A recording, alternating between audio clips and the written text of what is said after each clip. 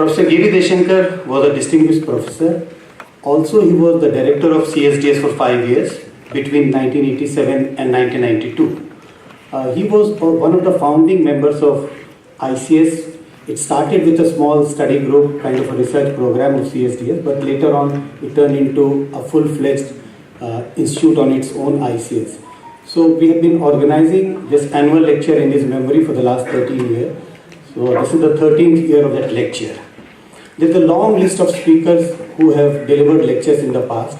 I don't want to take names of all the people who have delivered lecture. Some of the names are there in the invitation, but I would like to especially mention the lecture was Professor Prasenjit Dwara also, who is among the audience. Currently he is a Rajni Kothari chair at CSDS. He is among the audience. There are a few other names, Wang Hui, Andrew Nathan, David Sambo. There's a long list of scholars who have delivered lectures in the past. I'm delighted to welcome today's speaker, Professor Mark C. Elliott, who is a professor of Chinese and Inner Asian History in the Department of East Asian Language and Civilization and the Department of History at Harvard University. Since 2015, he is also the Harvard Vice Provost for International Affairs. Today he is going to speak on the historical Silk Road and the Belt and Road Initiative. A brief introduction about the speaker is going to be delivered by the Director of ICS, Professor Ashok Kanta. So I would like to invite Professor Ashok Kanta to briefly introduce the lecture, briefly introduce the speaker, as well as chair the discussion. Thank you.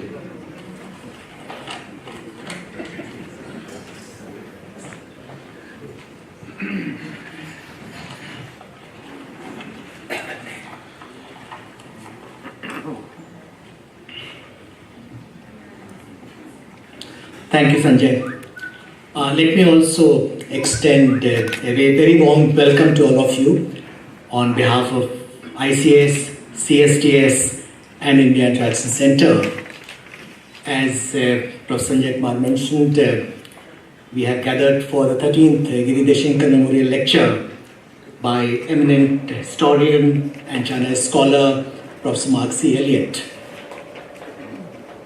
You know, it's a very special occasion for us. As Sanjay said, we organize this lecture every year. We started doing that in 2001. And it's meant to be a tribute to Professor Giri Deshankar, one of our pioneering China scholars, who was much more than a China scholar. Professor Deshankar was a historian with a deep knowledge of China's history, culture, literature, as also economy, politics, foreign and strategic affairs, who brought a civilizational perspective to the study of China and India. But his preoccupations went well beyond China to include Asia and Asian identity, and indeed issues relating to war, peace, and human condition. As Professor Rajni Kothari has mentioned in his foreword to a collection of Professor Giri Deshankar's writings, which was brought out a few years ago, Professor Deshankar was a spokesman for basic dissent, an important voice of independent thinking on political issues, all the way from disarmament to decentralization. Professor Deshankar was also a teacher of a generation of budding China scholars, many of whom are present here this evening, and he was an institution builder, someone who nurtured both CSDS and ICS. As Sanjay mentioned, he was director of both CSDS and ICS. I would like to especially recall Professor Giri Deshankar's role in the launching in 1969 of the China Study Group, along with a small band of deeply motivated and passionate China's scholars and practitioners. He encouraged and inspired this group to meet regularly, to exchange ideas and share information on China and sustain China Report, the only academic journal on China in South Asia, of which he was the founding editor. It's from the CSG that ICS emerged later, as Sanjay mentioned, initially as a program as part of CSDS and later as a full-fledged think tank and research institute working on China and East Asia. Later this year, we hope to celebrate this journey and mark the 50th anniversary of the CSG and its successor, the ICS. It's worth noting that China Report, of which Giri was the founding editor, has entered its 55th year this February with the latest issue which came out early this month, and it remains the only peer-reviewed quarterly journal on China and East Asia coming out from India. It's most befitting that we have with us Professor Mark Elliott to deliver the 13th Giri Deshankar Memorial Lecture. Professor Elliott is an authority on the last 4 centuries of Chinese history, and in particular the Qing period. He's a pioneer of the new Qing history, which highlights and explores the imprint of Indo-Asian traditions upon China's last imperial dynasty and its modern successors. His first book, The Manchu Way, The 8 Banners and Ethnic Identity in Late Imperial China, is a pioneering study in the new Qing history. He is also the author of Emperor Qianlong, Son of Heaven, Man of the World, and a large number of scholarly articles on China. He was earlier the director of the Fairbanks Center of Chinese Studies at Harvard. Indeed, it's most appropriate that Mark should be delivering this lecture, as I am told that Qing history was the first love of Professor Giri Deshankar, who couldn't complete his project on the founding of the Qing dynasty because of his many preoccupations and untimely demise. Professor Elliott will be speaking on a fascinating and topical issue, the historical Silk Road and the Belt and Road Initiative. The BRI invokes ancient trade routes cutting across Eurasia and the maritime space. Indeed, Xi Jinping's Chinese dream of great rejuvenation of the Chinese nation emphasizes continuity with the imperial past. Mark will talk about connections and exchanges along the ancient Silk Road, explore what this historical narrative means for BRI, and also look at BRI in a larger geopolitical context. Before I invite Mark, I'll share with you a sad news which he passed on to me this morning. Mark's colleague at Harvard, an old friend of the ICS, an eminent China scholar, Professor Roderick McFarquhar, passed away peacefully in his sleep on 10th evening. He was 88. As Patricia O'Brien mentioned in the mail this morning, it's not just an individual but a generation passing on. Professor McFarquhar was a great friend of India. In fact, he was born in Lahore in undivided India and remained, passionately interested in India and China all through his life. He was an inspiration for a generation of China scholars in India, and he was a great friend of ICS. In fact, I understand that he wished to donate a part of his library to ICS. His scholarship will continue to inspire and shape our understanding of China, including his 3-volume treatise on the origins of the Cultural Revolution. I'm sure Mark will have more to say on this subject. I will now invite Professor Mark Elliott to deliver the lecture. He has agreed to take some questions after the lecture. Mark.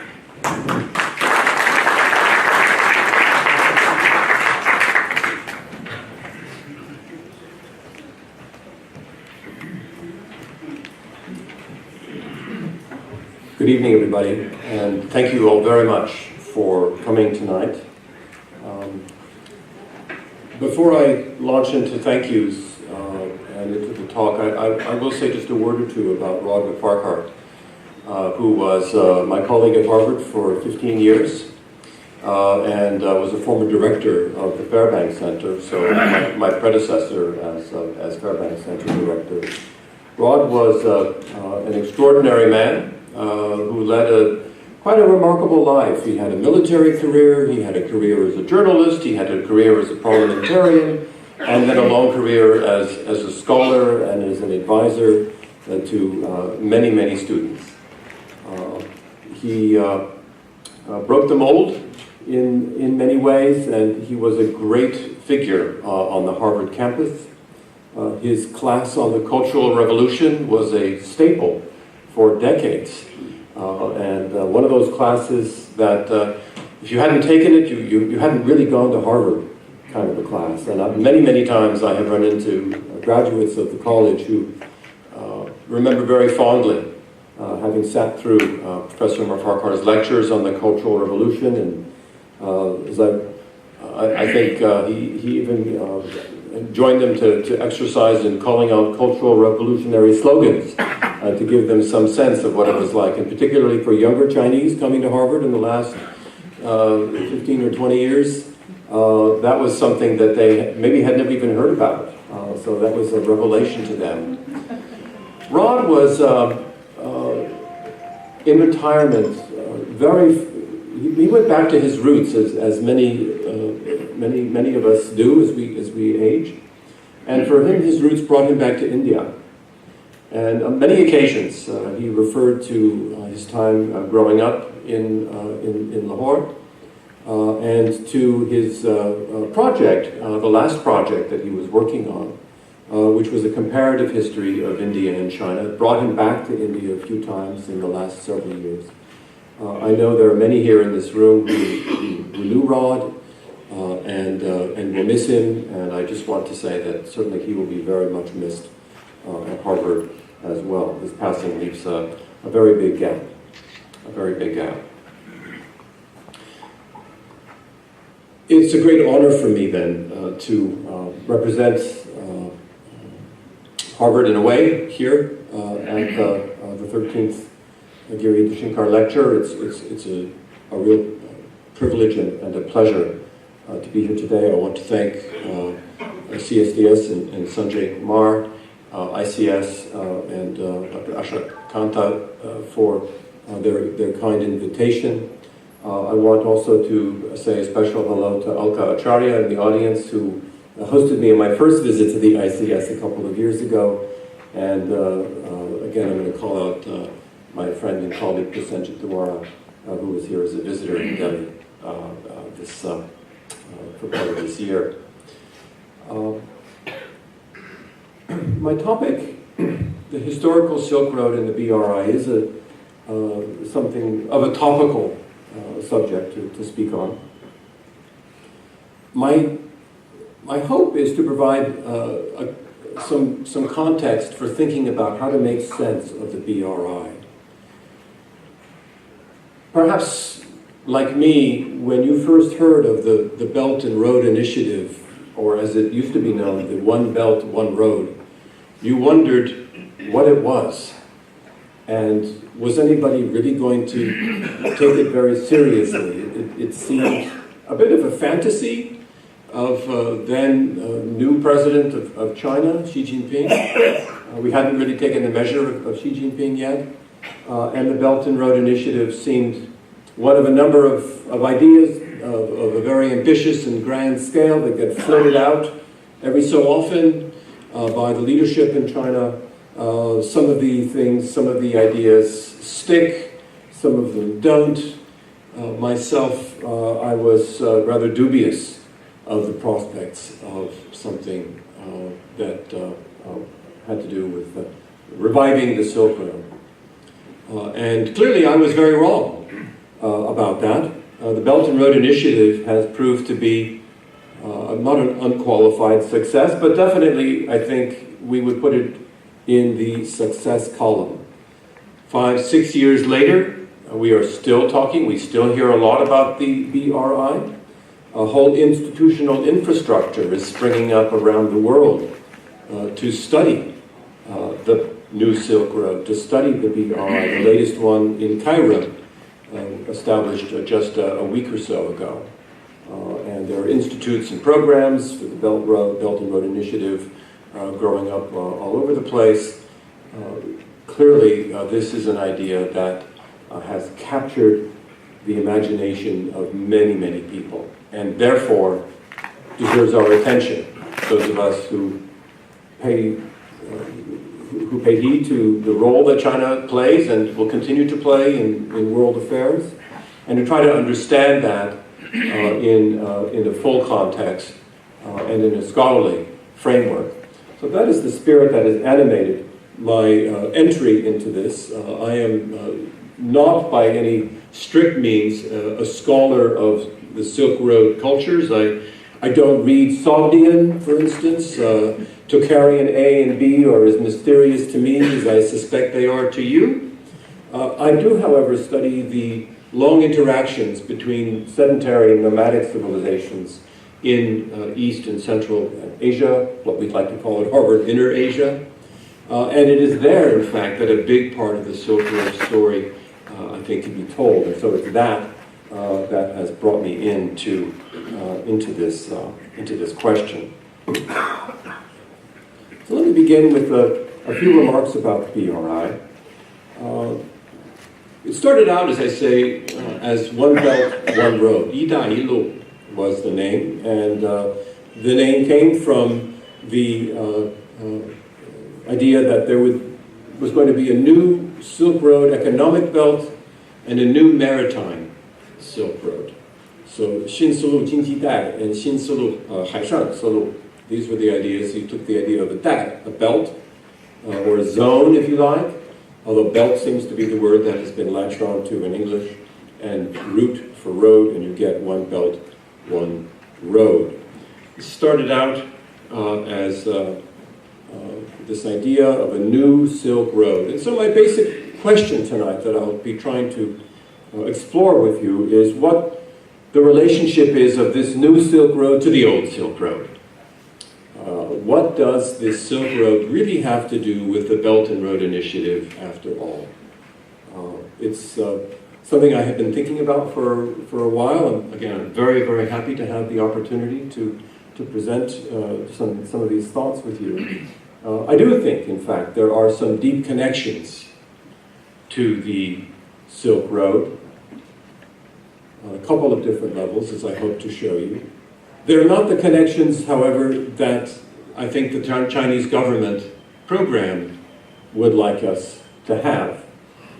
So there may be something slightly subversive in these remarks, but if I weren't slightly subversive, I couldn't look at myself in the mirror in the morning and call myself a scholar. Now, could I? So we start out with One Belt, One Road, Obor. I think maybe people didn't like the sound of Obor in English, and so in 2016 they changed the official English name of 一带一路 to the Belt and Road Initiative, the BRI, and it's as the BRI that we now regularly refer to 一带一路.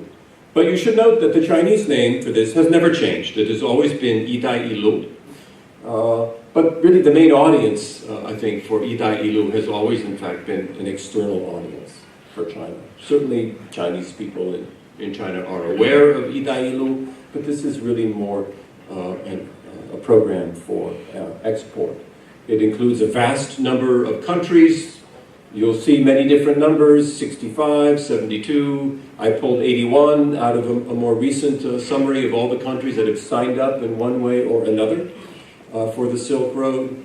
The price tag on all the different Silk Road projects that have been proposed or have been contemplated in one fashion or another comes to $1 trillion US. So that's a lot of money. And when you put that much money on the table, people start to pay attention, right? So that is the Belt and Road Initiative, and as I say, it seems to be with us. It seems to not be going away. Countries, including India, are going to need to figure out what to do, how to position themselves with respect to the Belt and Road Initiative, The United States, too, is certainly feeling the pressure and has responded in some fashion or other. That's not part of my topic tonight. Let me also point out that my emphasis will be exclusively on the continental Silk Road. So I will be talking about the overland routes. I will not be talking about the maritime Silk Road. Perhaps if there is time in the Q&A, we can talk about that. Some slides for those of you who have not picked up a newspaper in the last few years. The Belt and Road Initiative includes pretty much all the countries of Central Asia, many European countries, fair number of countries in West Asia, in Africa, South Asia, Southeast Asia, as well as, more recently, not shown on this map, Latin America. Like you, I was quite surprised to learn that the Silk Road had gone to Latin America, historically, but you learn new things every day. Railways are a big part of the Belt and Road Initiative. There's to be a high-speed rail built between London, connecting London and Beijing or Suzhou, and this has got a lot of people very excited. Part of it is going to be used for transportation of goods, part of it may be for tourists, no one's really sure. When you start looking very closely, the economics of the Belt and Road Initiative don't always add up. And again, this may be something we can talk about a bit in the Q&A. I'm not an economist, I'm not proposing an economic analysis, but I will argue here that there's a lot more to the Belt and Road Initiative than just economics. Here you have a recent update showing where different ports are being built or have been bought, where railroads are going, different kinds of corridors being built, the number of contracts being awarded altogether to Chinese companies now tallying over 300 billion investments, over 200 billion already made. There's a lot of talk about the loans that are being used to help build all this infrastructure in different parts of the world. Infrastructure that, for sure, is needed badly in many of these places. Some of the loan deals are more carefully thought out than others. There's a lot of talk of debt diplomacy, debt trap diplomacy, that kind of thing. And we've seen evidence of that most recently in Sri Lanka, for example. And so there's a lot of press, good and bad, about the Silk Road, questions about whether its impact in terms of building all this infrastructure isn't going to have major consequences for the environment. And shouldn't the new Silk Road be a green Silk Road?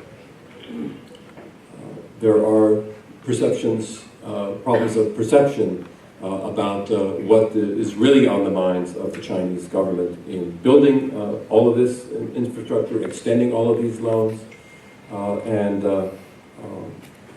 an eminent colleague at National University of Singapore, predecessor as head of the Asia Research Institute there, Professor Wang Gongwu, has come out to say there are political problems that will need to be dealt with regard to the Belt and Road Initiative. It should be said that officially the Belt and Road Initiative is not seen as having any political dimension by those who are the official, the spokespeople for Belt and Road. In India, the Belt and Road is controversial because it is often seen as an effort to encircle the country with programs and projects in Myanmar, as well as, of course, this corridor in Pakistan and a new big port being built in Gwadar in the south. This has created, of course, political issues for the Indian leadership as well. And all of this really can be wrapped up in terms of rhetoric, questions about whether this is not a new kind of colonialism. The fact that when the Chinese took possession of the port of Hambantota in Sri Lanka a couple of years ago, the term of the lease was for 99 years, exactly the same length of the lease of the new territories in Hong Kong that was signed back in 1898. A lot of people, including many China scholars, could not fail to remark upon the coincidence that the very same length of time was being used for the long-term lease of what could be called a concession, if you wanted to think of it that way, and some people do. So again, these articles, a lot of commentary about the Belt and Road Initiative, a new kind of colonialism, unwanted influence, perhaps in some areas, in other places, very welcome investment, and badly needed investment. So there are two sides to all of that. Hong Kong has jumped on the Belt and Road bandwagon. Here's a word cloud image in the shape of all those Belt and Road countries. And you can see the very positive associations that are made here. In the Chinese press, in official announcements, you can see here, for those who read Chinese, I didn't translate the whole thing, but the Xin Shilu, Xin Mengxiang, the idea here connecting the China Dream and the Silk and the New Silk Road here. These are ideas that are linked, for sure. And they are linked also historically. The idea that this is reviving an old Silk Road, the New Silk Road, calling on associations with the historical Silk Road. The idea being that what is being done now is nothing more than a restoration of a historical norm, of economic relationships that used to exist, were for various reasons allowed to go away, to disappear, and are now being revived and renewed. And it's that claim, a kind of legitimating claim, as I see it, of the Belt and Road Initiative, that I want to examine today just a little bit. Again, a lot of the Silk Road, Belt and Road stuff uses pictures of camels on dunes. So if it's not high-speed trains, then it's camels on dunes. This is one or the other, calling up either a bright, modern, futuristic world that will be highly globalized and interconnected on Chinese-laid rails, or it's a revival of the ancient trade routes that inspire so much romance, and I'm going to say more about that a little bit. So really the first question then to ask is, what was the old Silk Road? Got the new Silk Road, what was the old Silk Road about, and where did the idea of the Silk Road even come from? Surely this is an idea that we find described at length in ancient Chinese chronicles or histories that then has come out through the work of scholars reading those texts. But in fact, the idea of the Silk Road is a European invention. Many of you will know this. The first time that the term Silk Road is used is in an article that appeared in a German geological journal in 1877. The article by a scholar, Ferdinand von Richthofen, this picture shown here, and the article was titled On the Central Asian Silk Roads Up Until the 2nd Century CE in the Transactions of the Geographical Society of Berlin. A long paper he delivered to an audience then.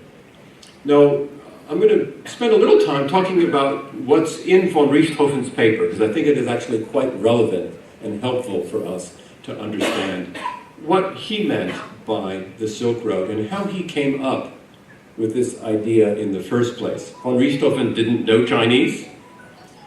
He was able to gain access to Chinese texts through translations, but he was not a scholar of China. He was not a historian. He was a geographer. So he really came to the idea of the Silk Road through geography, primarily, and ancient texts, mainly European texts, a few Chinese texts. He was inspired by some of the explorations that had begun in the middle 19th century. This is the early days, if you will, of the Great Game, which will be a story very familiar to everybody in this room. He was looking for evidence of connections going back into the ancient past across Central Asia. He was looking to try and understand how people and ideas and things moved across these vast territories. And he began with landforms. You can see the way that he put this, giving a character to the land. Looking at the way he writes today, we might think of him as an environmental historian of sorts, if not an environmental determinist, insofar as he ascribes great power to the ability of steppes or deserts or mountains to shape human history. So in this way, he was kind of ahead of his time, if you like, and partly for that reason, I think this essay repays careful reading. And he notes that movements of people were limited by various geographic features, and that the only people who moved in large numbers were the nomads, and sedentary people generally stayed put where they were. And he came up with the idea that in various parts of Central Asia, and most notably the Tarim Basin, you had an ancient equivalent of the Mediterranean. So he was thinking in an analogy of the Mediterranean there in the Tarim Basin, which in fact had been a sea, and that there were towns scattered around the edge of the basin. This is the Taklamakan Desert, much as we have towns scattered around the edge of the Mediterranean. And there were trade networks a la Henri Pirenne that linked those cities and oases together, much as the cities of the Mediterranean basin also formed a network. And this seemed to him to be logical because the only way people could move around the desert was around the edges. So he deduced this from geography, not from texts that he had read. He supposed that this probably was the case.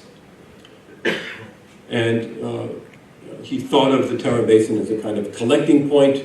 People would come in, they would move around a bit like in a washing machine, and then they would move out again in various directions. And this kind of vortex powered the movement of people and of goods in the Central Asia region more broadly for most of antiquity, up until, say, in this article, the 2nd century. He never wrote a second article to take the story from the 2nd century CE to, say, 1000 CE. Others ended up doing that for him. He talked about trade, talked about movement of people, and he also talked about movement of goods. And he thought that the movement of goods was very dependent upon political power. Again, he is simply deriving these conclusions from his own experience as a European, not basing this necessarily on any research, and that some people are better traders than others. He didn't know who these people were. We didn't yet have that information. He suspected that there were people out there helping to move these goods around. He was right. There were. But this was, again, something that he was putting forward as a hypothesis. And a very important part of his hypothesis was the role of silk in all of that. Few products, he says, played such an important role in all of this as silk.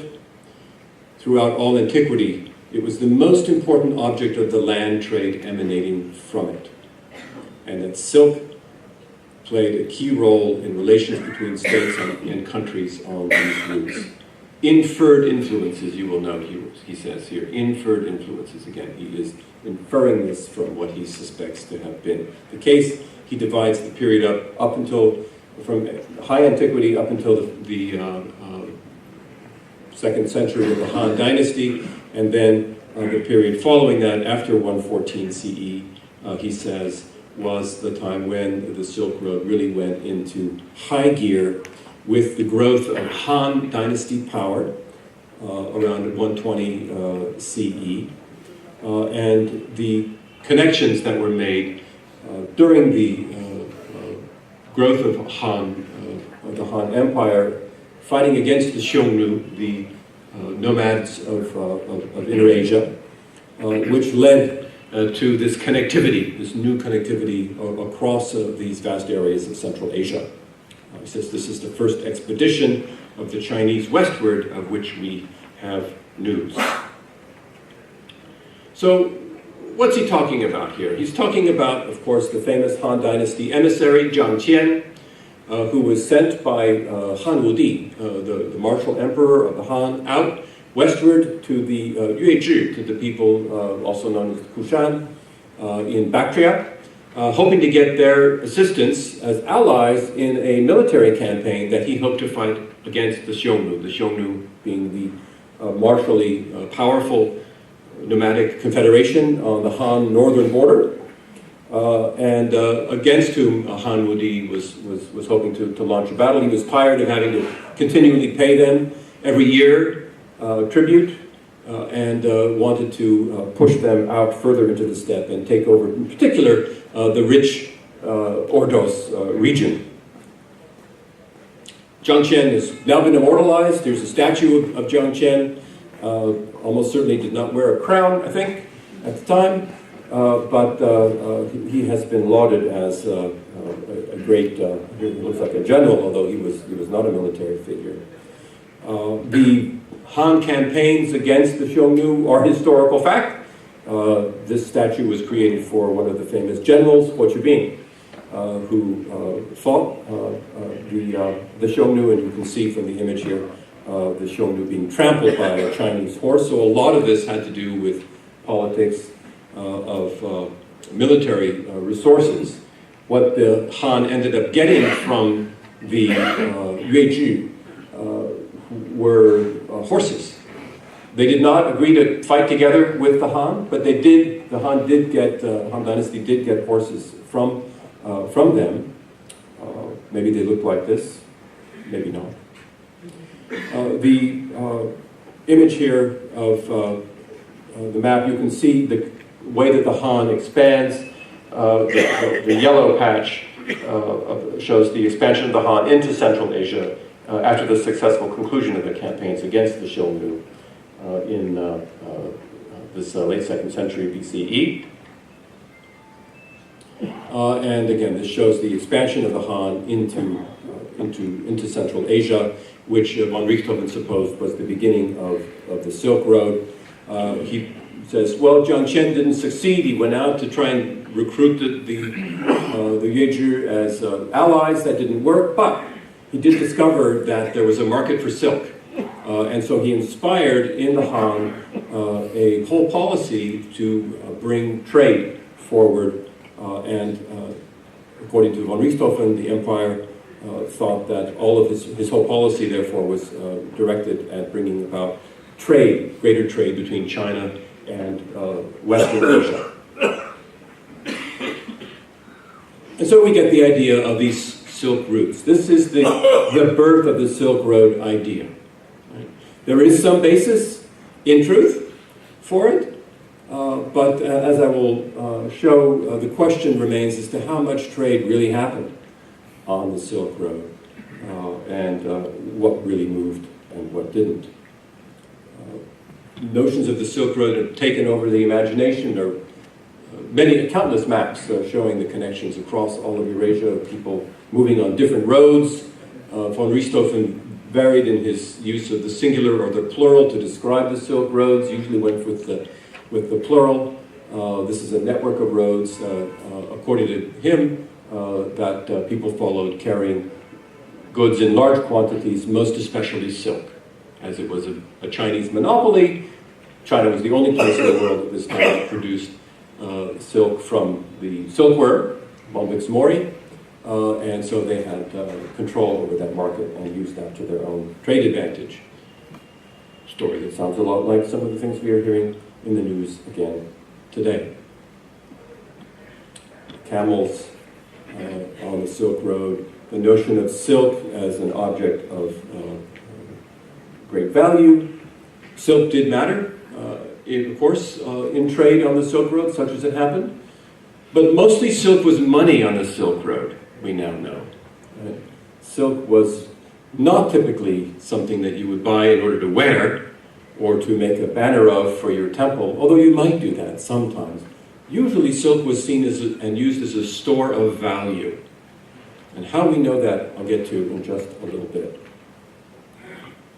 So we have this theory, this hypothesis of von Richthofen's, from the 1870s.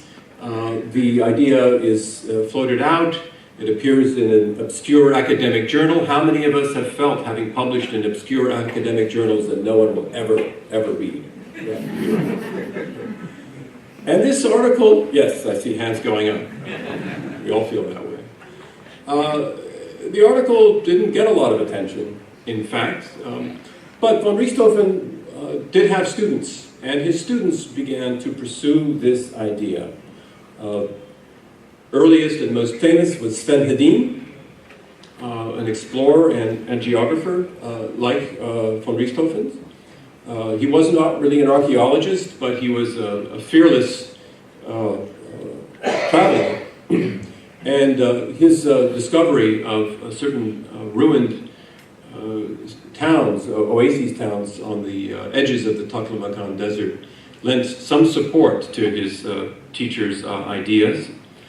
He was followed by a man whose name is, of course, very well known in India, Aurel Stein, who really was the one first to do proper archaeology and to put some meat on the bones of the thesis that the von Richthofen had put out about this early trade routes and the existence of these oases that once had crisscrossed Central Asia, linking China with the West.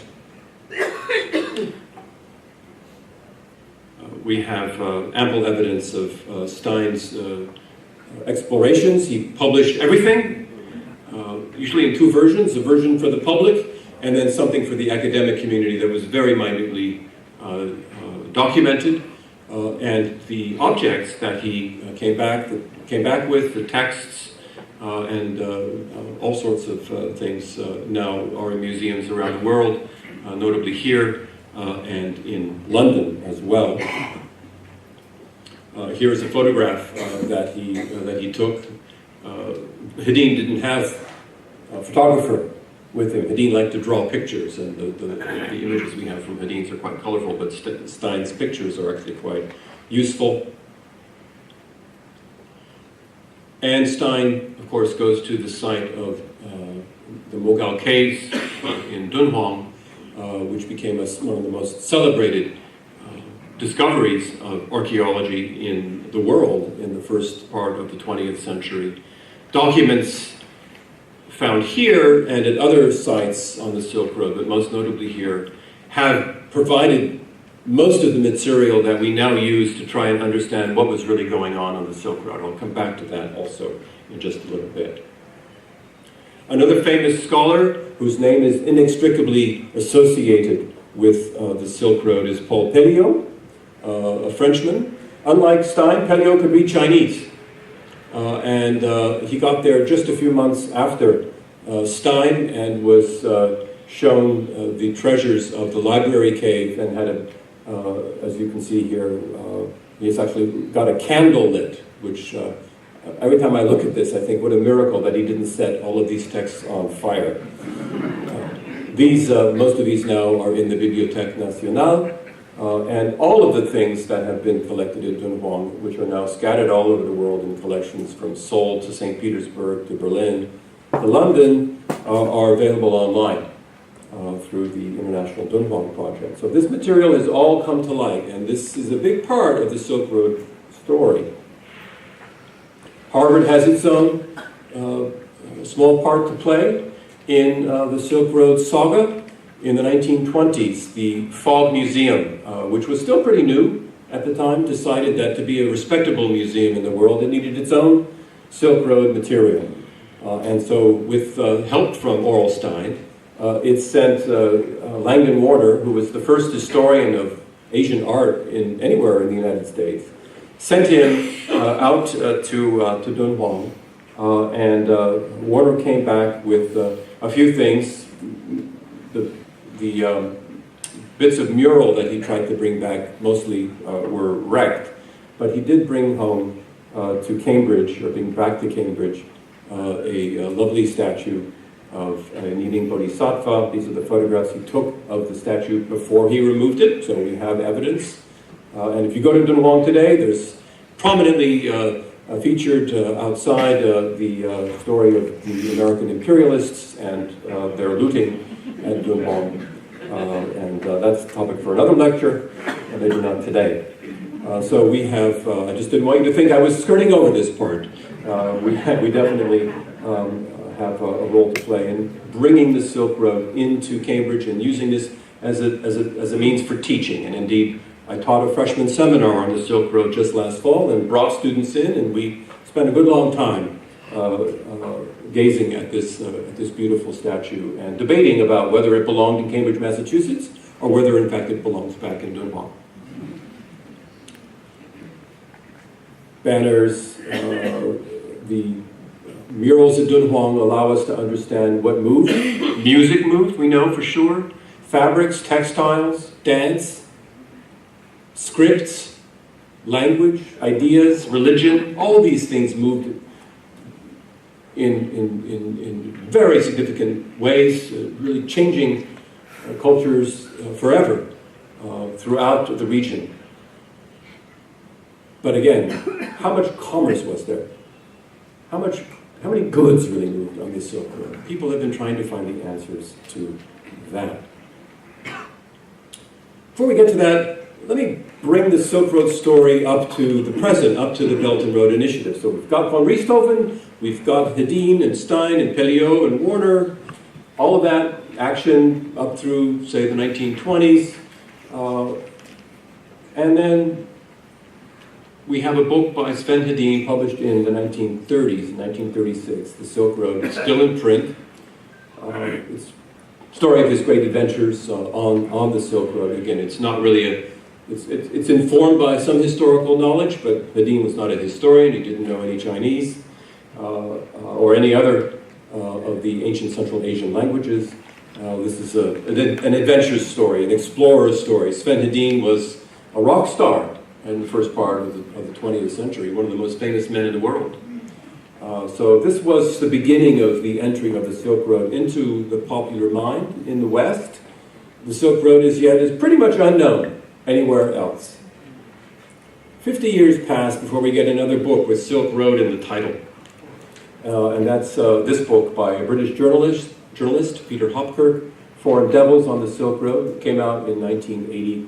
There's got a chapter in here on Hedin, there's a chapter in Pelliot, there's a chapter on Warner. Again, this is about the American, the British, the French, the Russian, the Japanese discovery of places along the Silk Road. An absorbing read, to be sure. It's also in 1980 that the Silk Road starts to get known in Asia. And the event that really catalyzes this was the NHK CCTV documentary on Dunhuang, on the Silk Road, or as it's known in Japanese, Shuruku Rodo. The fact that the Japanese word for the Silk Road is Shuruku Rodo should indicate to you that there is no native Japanese word for the Silk Road. This was invented to translate the English, which was then, of course, originally from the German, and similarly for the Chinese, Sichou Zhilu. You can look a long time. I have. You won't find anything on the Silk Road in Chinese before 1980. It's just not an idea. It's not there. And if you do look, and please test if you can find something, please send me an email, because I would love to have evidence of prior currency of the idea of the Silk Road in China. I have not found evidence of it. It only really starts about 40 years ago. And it's certainly taken off. Tourism at Dunhuang has grown by leaps and bounds. I first went to Dunhuang in 1983. In those years, about 10,000 people a year would travel to Dunhuang. You had to go by train and then by bus. There was a very primitive dormitory to stay in. It was not it was not an easy travel, which was part of the excitement of it. We could feel like we were our own mini versions of Aurel Stein or miniature versions of Paul Pelliot. The trip I made, one of the group that formed naturally on the train included a young Japanese guy whose last name was Otani. And he was, we didn't know whether he was related to the Otani of the Otani expedition, but we did notice that he wore every day perfectly white shirt and pants. Now, how he kept his shirt and pants perfectly white on a Chinese train in 1983, I've never figured that out.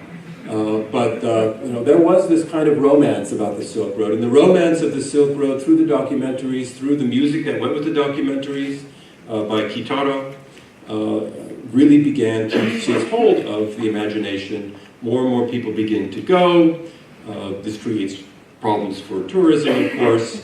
Last year, 9 million people visited Dunhuang. So if it's like the Vatican, right? So you get this many people going into this space, eventually these caves are just going to collapse. So how to deal with this success is really an issue now. You can go on your own camel rides. The stupa that is shown here at a place called Rawak outside Khotan was first excavated by Stein in 1908, I believe. So you can go out and visit that. You can go to the silk market and buy silk in Kashgar. Nowadays, though, you have to go through a very careful security check to get in here. Or you can go to the open bazaar in Khotan. The Silk Road was there for you. If you don't like to travel, or if this is too far or too expensive for you, you can travel your own Silk Road in audio form by listening to Yo-Yo Ma and the Silk Road Ensemble, which has been around now for about 20 years or so. You can see here the idea. Yo-Yo Ma, a Harvard graduate, conceived the Silk Road as a reminder that globalization can really serve as a way to tie us all together. He is also playing on the historical associations of the Silk Road, really more for its cultural valences rather than economic. This has also been a great success. But we've got all of this now. The Silk Road is firmly implanted in our imaginations. It's firmly implanted in Xi Jinping's imagination, for sure. We are able to, thanks to all the documentation, thanks to the texts and various things that were found in Dunhuang and that have since been excavated, we are in a position now to actually understand a little bit more about what really happened on the Silk Road. Some examples of the texts that inform that. Here are there are a number of 8 letters, the Sogdian ancient letters, so-called, which have been translated by Nicholas Sims Williams of SOAS. They give us some insight into what travel was like, what life was like. People, in this case, a letter written from Dunhuang, put into a mail pouch to be sent home. It never got home. Basically, the author here is writing what so many of us write in our letters home when we're traveling abroad: please send money. Texts in Chinese give us some sense of how people understood the geography that they were living in. What gets described, how long it takes to get to a certain place, what you need to bring with you. We have language manuals to help you manage in the marketplace if you don't speak the local lingo. And we have documents in a whole bunch of languages. We teach most of these languages at Harvard, which is kind of a nice thing. Here, Chinese Khotanese bilingual document for the sale of a camel. Out of all of this, we are now putting together a picture that suggests that, in fact, there was not a whole lot of trade on the Silk Road. And the trade that did happen on the Silk Road mostly didn't involve silk. Goods moved on the Silk Road, to be sure. They were mostly in small numbers and traveling usually relatively short distances. This we find first put forward in work by Valerie Hansen at Yale. But other scholars from different parts of the world, here from Japan, the old Tibetan texts in the Stein collection. These were texts in Tibetan because Tibet controlled Dunhuang for a number of decades, so there are a lot of Tibetan materials in Dunhuang. Persian scholar, The Road That Never Was, The Silk Road and Trans-Eurasian Exchange, this piece from a couple of years ago, a recent entry in the Oxford Research Encyclopedia. Powerful nomad groups extorted enormous amounts of silk from the Chinese and redistributed them. In this scenario, the Han was at best an involuntary and reluctant facilitator of the intercontinental silk trade. This is the opposite of what von Richthofen argues. That, in fact, economics was totally incidental, according to the research that we have now, totally incidental to the opening of the Silk Road, and there is no such thing really as the opening of the Silk Road. The Silk Road for the Han, the connections with West Asia for the Han, were all about getting political and military allies. For von Richthofen as well, the Silk Road was about geographical connections powered by political dynamics. And this, in fact, is what the documents tend to show. So in a recent dissertation written by a former student of mine who is now a member of the Department of History and East Asian Languages at Princeton, seems that most of the goods that moved on back and forth on the Silk Road were in fact gifts. They were gifts between princes, they were gifts between kings, they were diplomatic, they were parts of an extensive diplomatic network. So yes, we have movement of ideas, yes, we have movement of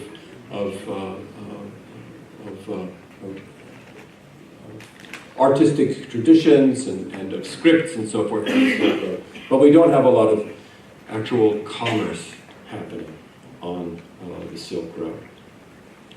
So if the historical Silk Road was not primarily about silk, as it now seems to be, and it wasn't really primarily about commerce and trade then, what was the Silk Road about?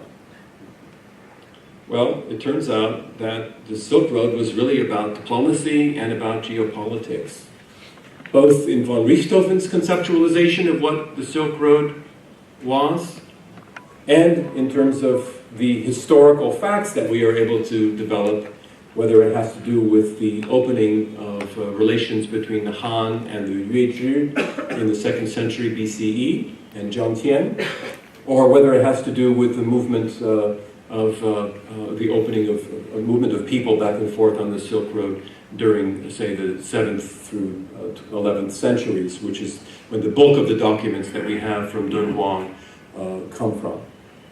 In all of those cases, really the Silk Road is about geopolitics.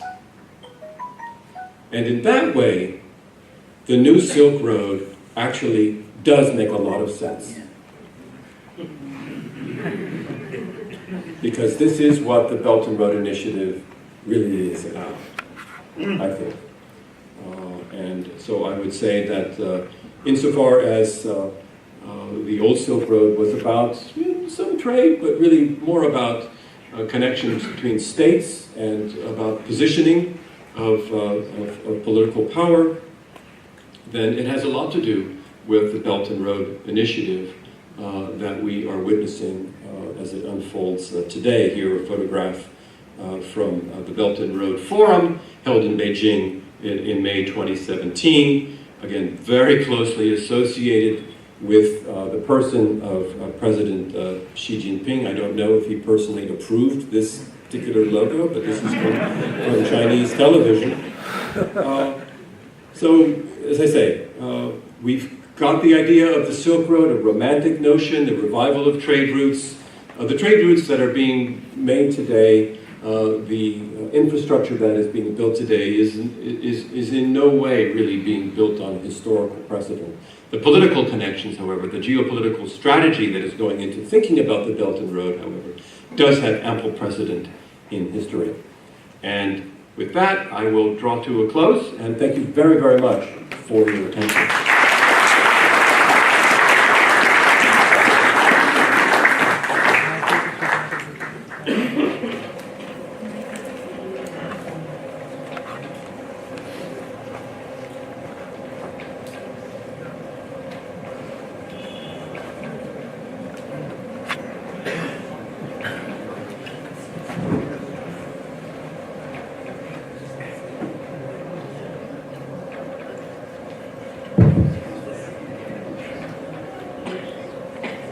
Thanks, Mark, for that really fascinating, lecture.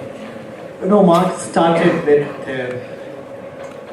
One Belt, One Road, or BRI, or Itai Ilu, as it has always been described in Chinese, in terms of the signature initiative of Xi Jinping.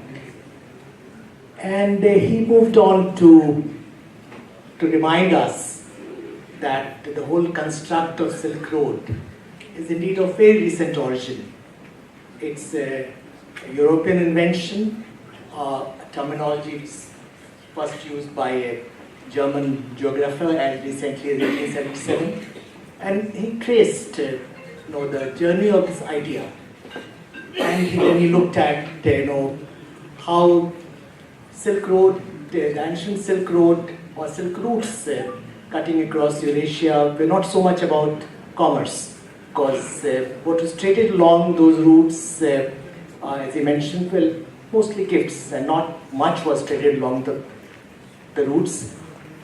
The Silk Road, ancient Silk Road, historical Silk Road, was more about diplomacy and geopolitics, and he concluded by reminding us that how the Belt and Road Initiative, the new Silk Road, is also more about geopolitics and diplomacy. Thanks, Mark, for that fascinating talk. Professor Elliott has agreed to take a few questions. So what we'll do, we'll bunch some questions together. I'll request you to first identify yourself, keep your question or comment as brief as possible, because we don't have a whole lot of time, and then Mark will respond. I can start with you, sir.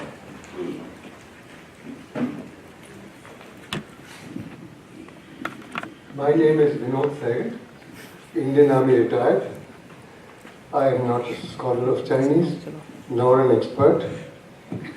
My question is very difficult, steeped in the past as we were to come to the modern time. My question relates to BRI and as it is now. In April 2016, it so happens, I was invited to Shanghai by the SCO, Shanghai Cooperation Organization, which they said was the first talk on this subject, the future of SCO, and by extension the BRI. I won't go into that, that's the preface. In the end, I put one question to them, to which no answer was given. I said, this very extensive Silk Road, running from Xinjiang up to Europe, mostly through Central Asia, thousands of miles, pipelines, railways, roadways. In the coming years, Russia might decide to challenge it. At the moment, we are not in a position to. And secondly, what if terrorism and some backlash starts because what's happening in Xinjiang and so many other things? They didn't give an answer. They wanted me to give an answer. I won't go into that. Thank you for your talk. This is my question.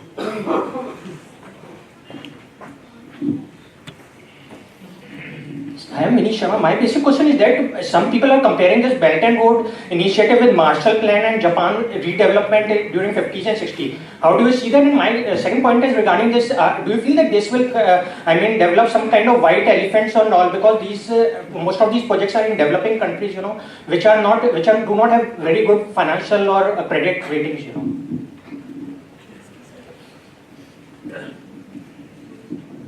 Hello. I'm Raja Chowdhury, I'm a filmmaker, and two things I wanted to ask you. One was the role of Buddhism in this transmission, because India's relationship to China has always been associated with the Silk Road and Tibetan Buddhism. And the second is you can't be very welcome in China at the moment with these ideas. So is China building a new mythology that they want to invent to create the Silk Road into their own way? Is that something that's happening? You see the rewriting of history happening there? That's two questions.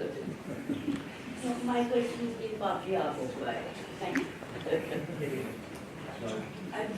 Let me make an effort to respond to the questions that have been asked so far, and I'll try also to be brief so that we get as many other questions in as possible. So you mentioned the Shanghai Cooperation Organization, and indeed, I have often wondered, given the existence of that organization, which links together China with most of the countries of Central Asia, why do you need the Belt and Road Initiative too? One could also ask why, given that we have the Asia Infrastructure Development Bank, do we need the Belt and Road Initiative? Because there was already a mechanism, a multipolar mechanism out there to provide funding for Belt and Road type infrastructure projects. And I don't have an answer for that, except to say that if you're a new leader, a new president, you need new ideas. The Shanghai Cooperation Organization dated from a previous administration. It was somebody else's baby. It wasn't yours. And I think probably also, certainly when you compare it, it looked a lot like other types of multilateral organizations. I don't think it's very well known. Never really did anything.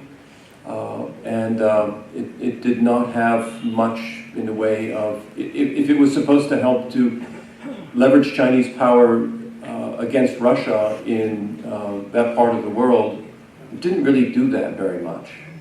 Right? But the Belt and Road Initiative definitely has changed the conversation.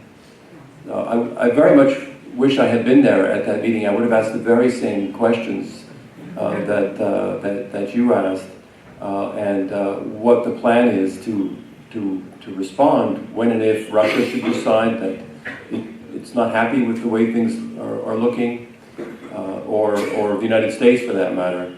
And this gets me to the second question about the Marshall Plan. Sure, there have been lots of comparisons with the Marshall Plan. I think the biggest difference is that the Marshall Plan was mostly money that was given away. There was not, there were not onerous debts. I'm not aware of any repossessions that the United States made. And I'm not a historian of the 20th century, so please, if there are experts in the audience, I'm happy to be corrected. But I don't think the United States took, repossessed territory or ports or airports or whatever as a result of, as part of the Marshall Plan. It was also much smaller in terms of overall numbers. I think, I know there are people here who can say more about the financial implications. The debt trap diplomacy is something that's getting a lot of press right now. I doubt that was part of the plan. It's one of those, like a lot of good intentions, including American good intentions in the last part of the second half of the 20th century with development projects in many places around the world, which didn't lead to any development at all. Despite everyone, a lot of smart people going in and thinking really hard about how we're going to solve this problem, and it didn't work. I won't be surprised if it turns out that we see a similar outcome here. In which case, you may ask yourself, well, if they haven't figured out what the business plan is, why are they doing it? And to that, I think that probably the best answer, at least the best answer I have seen, is that a lot of the Belt and Road Initiative, and this also answers a little bit the Shanghai Cooperation Organization question, is about exporting excess capacity in China abroad. There's huge amounts of cement and steel and labor that, all the infrastructure that you can imagine being built in China has been built now. Many of us in this room have traveled to China, been to small towns with huge roads and enormous buildings with nobody in them, you compare that to the beautiful airports that the Chinese have built, which are lovely, and I wish they would build one in New York, frankly. It's clear that they've paved and made bridges and dams and roads in as many places as they can think of, and they really need to do it other places now. And so in that regard, that seems to be a big part of the rationale of the Belt and Road. Finally, on Buddhism and the new mythology, I am happily still able to travel to China. I'm in bigger trouble in China for what I have written about the Qing Dynasty than anything I have said about the Belt and Road Initiative. Although I haven't given a talk on the Belt and Road in China, so we'll see what happens, I suppose, if I get such an invitation. For sure, China, like any country, including my own country, uses history for political purposes and tries to fabricate a certain narrative that will advantage state interests if it can get away with it, right? So hence the importance of independent research institutes and universities to make sure that there is more than one story out there.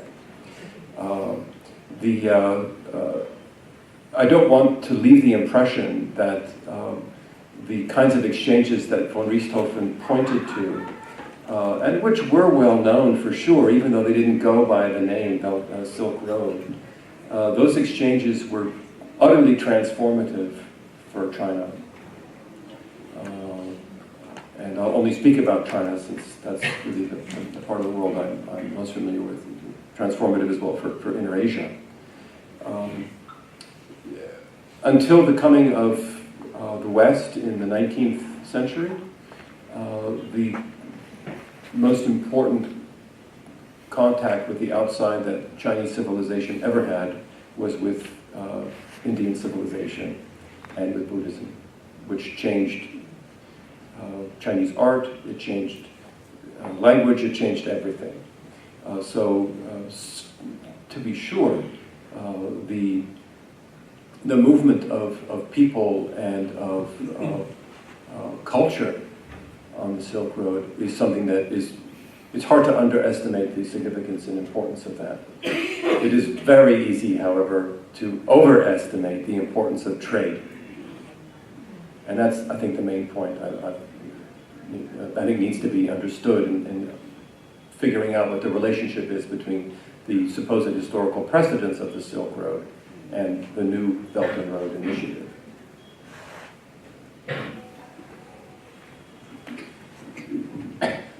Gautam Das, Institute of Chinese Studies. This question is to Professor Elliott, and it pertains to the historical background that you gave to the Silk Road, which did not, of course, exist by the name in early years, as you have yourself just pointed out. But however, my personal mini researches, I don't read Chinese, but as translated into English and what I've seen, there seemed to have been, for the Chinese own interest, a trade in horses from what is today Turkmenistan in particular. There are references to the bleeding horses and so on, and depicted in Chinese art as well. And I would assume that a lot of this came to Xi'an, and with Xi Jinping perhaps being the modern first Tang emperor, he may well have known about all this. But could you throw a little light on what the possible volume of this trade could have been from your researches? Thank you.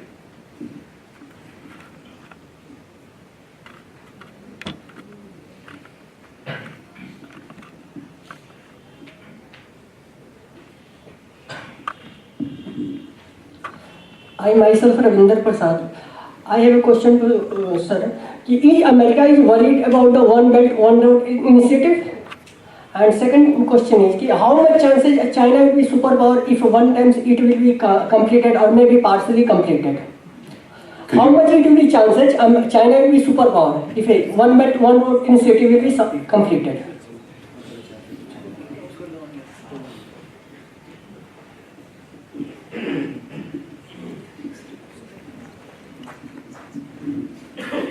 I'm Sunita Agarwal. There used to be a spice route where actually trade used to take place in the olden times from around India especially. Given present times of Brexit taking place and America and countries like America also doing internalization where they're trying to build your internals, import less and be self-sufficient, How can we ensure that this new Belt and Road can sustain the success of it? I mean, with every country not wanting to import stuff from China, what is the whole reasoning around the whole thing then to sustain interest?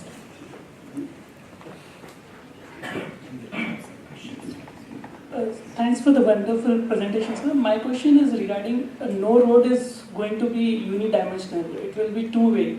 So what do you think, what other countries can benefit, or what are the influences that other countries with China is going to interact in the Silk Road? Because democracy is one of them, and there are rule of law and other things. There are many things that these countries can also export to China. What are your thoughts on that fact? Thank you very much. I don't have a good answer for the question on the horse trade. We just don't know the volume.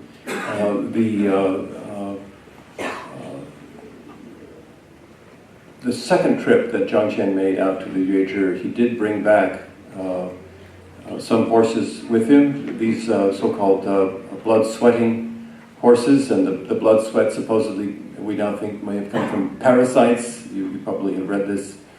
The horses were much larger than the ponies that would have been typically used by Chinese or by the Xiongnu armies.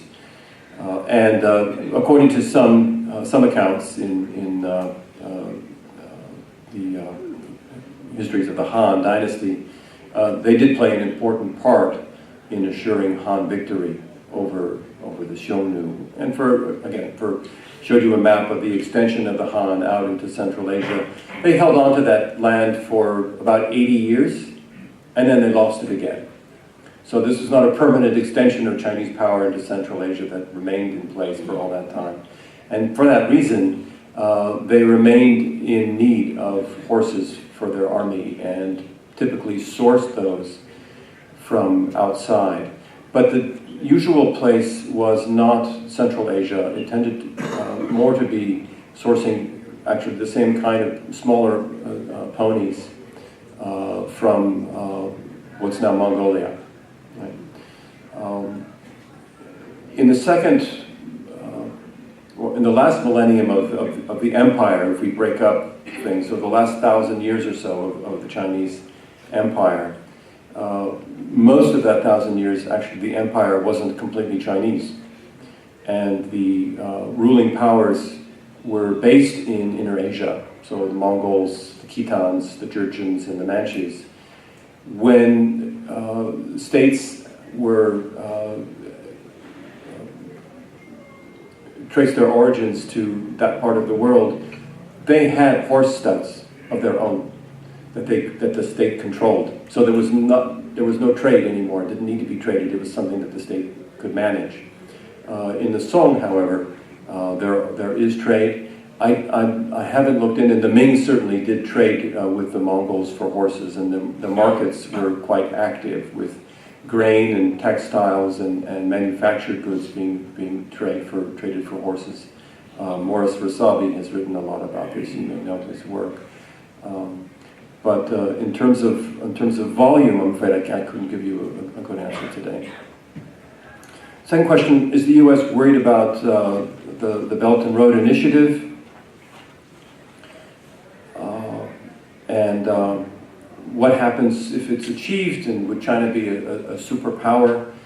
Well, these days the U.S. administration is worried about everything to do with China, I would say. So yeah, for sure, they're worried about the Belt and Road Initiative. As I said earlier, $1 trillion is a lot of money.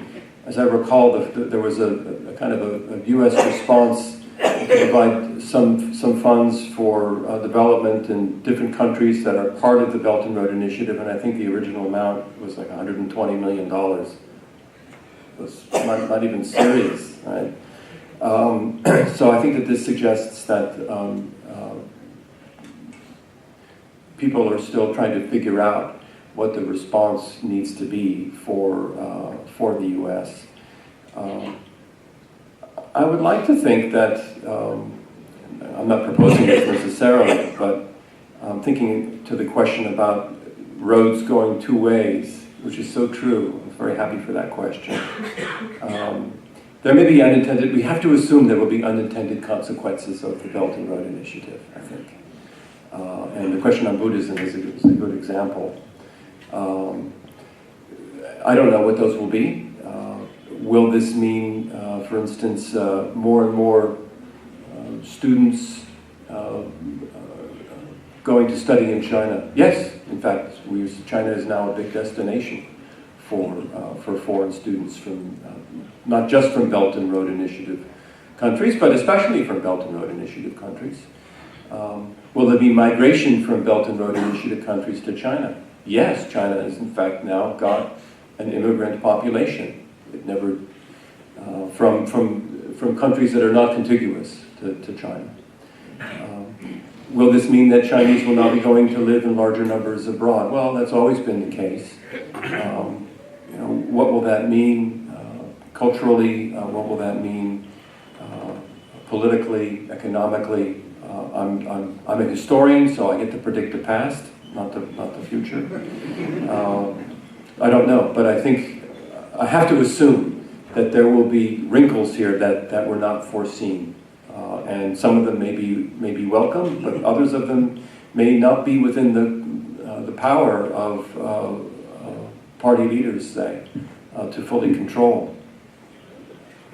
And there was one other question about the spice route and China opening up at a time when so many other places seem to be closing off. And indeed, I don't think, I can be pretty sure that in 2013, 2014, when President Xi and his staff launched the Belt and Road Initiative for the first time, they could not have foreseen what the 2016 election in the United States was going to do. They could not have seen the rise of populism in many places around the world, which I think is characteristic of many, many different parts of the globe. And that China opening up would come at a time when many, many other places seemed to be closing down and putting up walls. So from that point of view, you have to say the timing was brilliant.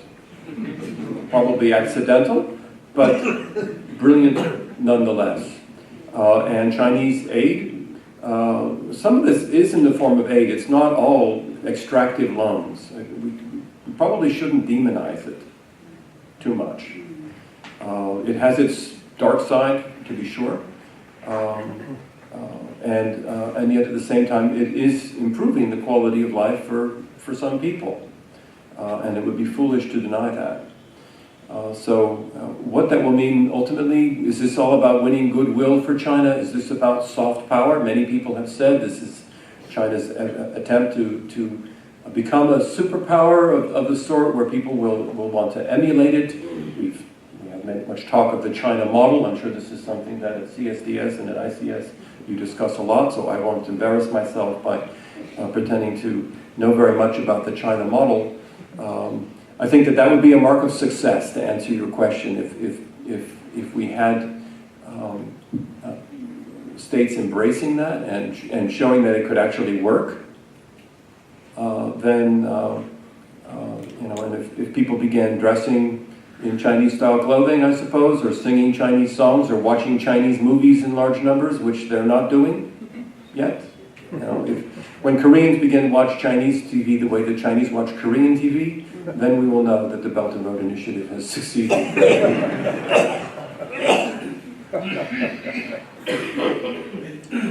We'll just take 3 more questions, running out of time. So, my question relates to the comparison of this old Silk Route and a new Silk Route. You said that old Silk Route was not for trade, it was more for diplomacy and military power projection. And the new Silk Route, what we are talking about, the BRI, is pointing more towards pushing the economic surpluses out of China. And therefore, perhaps it is more oriented towards commerce. Does that give credence to a threat of this economic colonization that we are talking about? Is this a real one? And if that be so, the counter world political powers who are not very happy with this can they exploit this idea through modern media and other things to impede the progress of this idea of BRI? And second small part of the question is, we in India, we are aware of the serious issues which are involved with respect to BRI in terms of our sovereignty and all that. What do you propose? What are the options for India in your view? Thank you, Partha Mukhopadhyay from CPR. Two quick questions. First, I'm always curious about why India shows up on the BRI map. Why India shows up on the BRI map. And it does so across a number of, and I was wondering about your thoughts on how the Chinese sort of, the benefits that sort of China sees from incorporating India in this fashion, when India is, in some sense, a lone holdout against these kinds of things. And the second is the significance of Hambantota, in the sense of, if, as you say, the intent of this was essentially like the old Silk Road to expand Chinese soft power and so on. Is it that the decision to sort of take over Hambantota or let the Chinese companies sort of acquire it, a normal commercial transaction in some ways, did it somehow then trigger a variety of apprehensions, latent apprehensions across many countries? Now, of course, the Maldives and Malaysia and others, and in other places. And in that sense, perhaps, would it have been wiser, in your opinion, for the Chinese not to have done what they did, if the broader objective was, as you said, to essentially have like a soft power influence within the broader sense? And finally, given what you said in answer to the last question, I guess we should rest easy, because large parts of the world which seem to be watching Indian movies and Indian television, including the Koreans. So I think we are in great shape there. Thank you. Banerjee from the think tank community in Delhi. One person who didn't mention Westerner regarding the Silk Road was Alfred McKenna. And his question of the heartland theory, etc. Do you give the whole question of the Silk Road any sort of strategic connotation? You ruled out the economic and other dimensions. Another related question, perhaps, you haven't mentioned anything about the southern Silk Route. The southern Silk Route are the ones that Chinese distinct on Sichuan and Yunnan provinces to India's northeast, as well as to the far southeastern areas. Any thoughts on that? Linkages with the other three Silk routes? Thank you. This is the last question. You briefly mentioned colonization. Looking at the quantum of investments that they have made, whether in the form of loans or aid, I understand that China is ready to convert it. Knowing very well that many of the countries will not be able to repay it back, China is ready to convert it into equity. So, where do you see, the transformation of a new global superpower, or would you still call it soft power? These are all really, really good questions.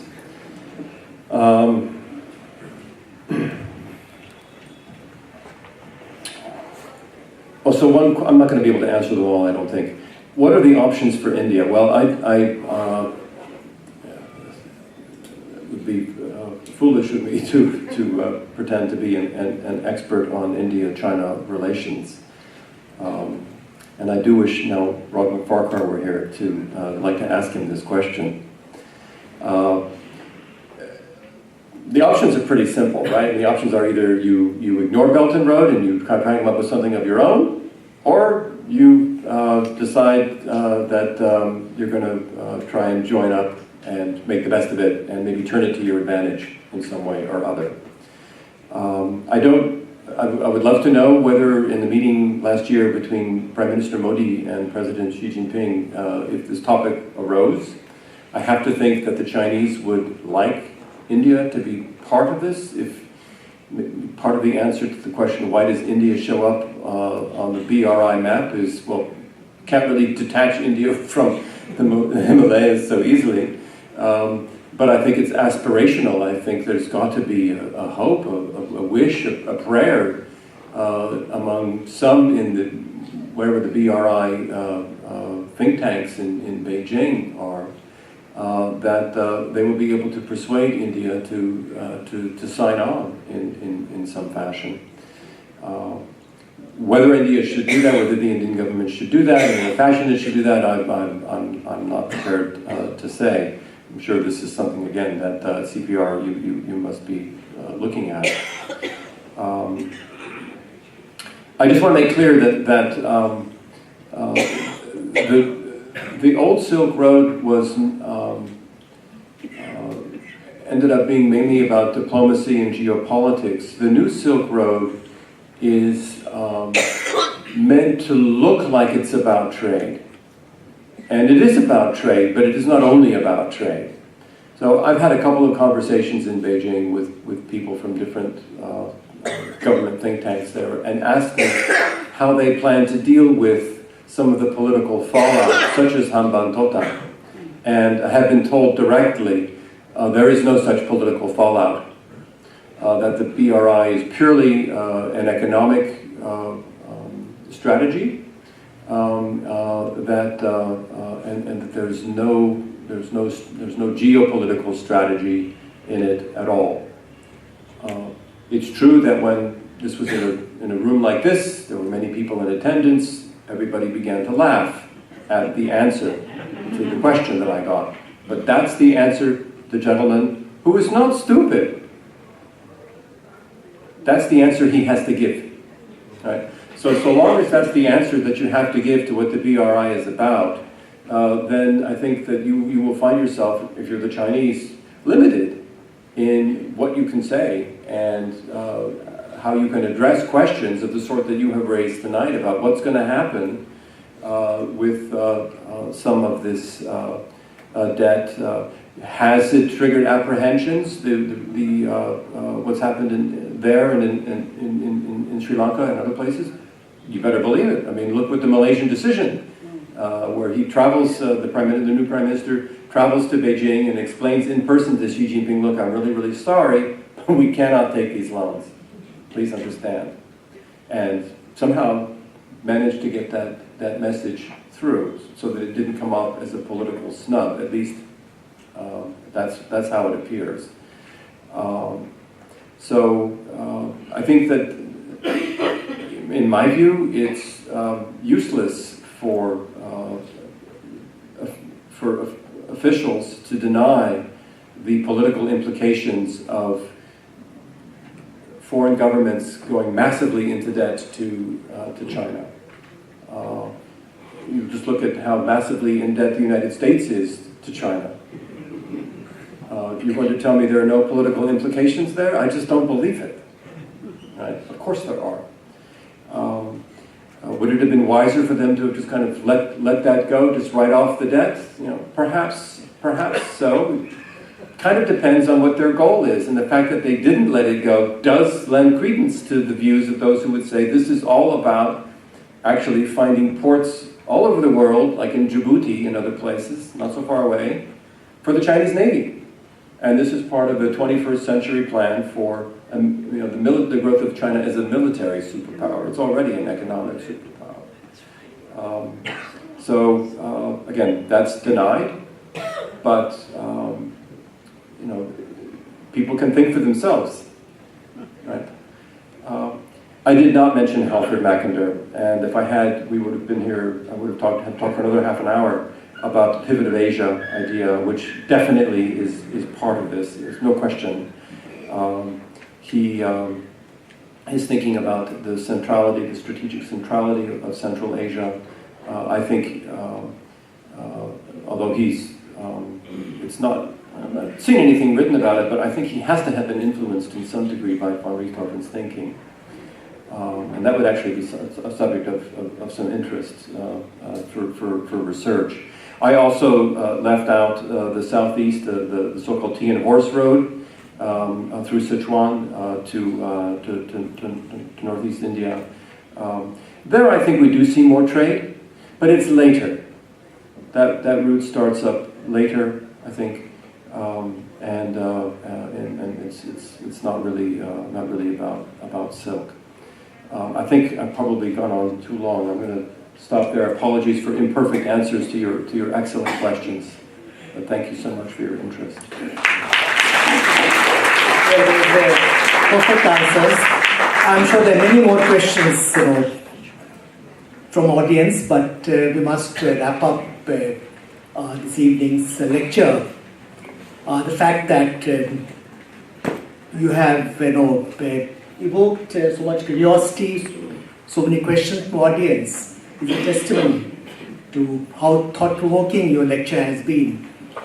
Now, friends, this was the 13th Girida Shankar Memorial Lecture.